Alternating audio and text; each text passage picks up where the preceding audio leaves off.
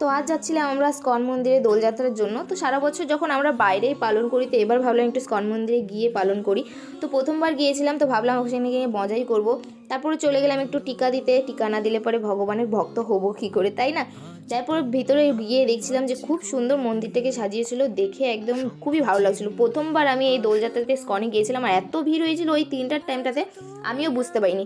তারপরে মন্দিরের চারিদিকে ঘুরে একটু প্রার্থনা করে তারপরে হচ্ছে আর কি ভগবানকে একটু আবির মাখিয়ে দিয়ে, আর ওখানে দেখছিলাম খুব সুন্দর একটা কীর্তন হচ্ছিল, আর ওই যে কৃষ্ণ ঠাকুরও রেডি ছিল।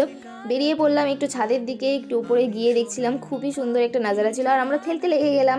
তারপরে আর কি বড়দের ছোটদের আমরা বন্ধুবান্ধব যতজন গিয়েছিলাম সবাই আবির খেলতেই মত্ত, এত মত্ত হয়ে গেছি সব কিছুই ভুলে গিয়েছিলাম। সেখান থেকে আমরা এত মজা করলাম। তারপর করলাম হরে কৃষ্ণর নাম। কৃষ্ণর নাম করলেই তো হয় না, তাই না? কৃষ্ণ মন্দিরে গিয়েছি, আর একটা বড় লিস্ট নিয়ে গিয়েছিলাম আমার উইশ লিস্টে। তো সেগুলোই ভগবানের কাছে আছিলাম। চলো তাহলে আজকের জন্য এতটাই ছিল, টাটা বাই বাই।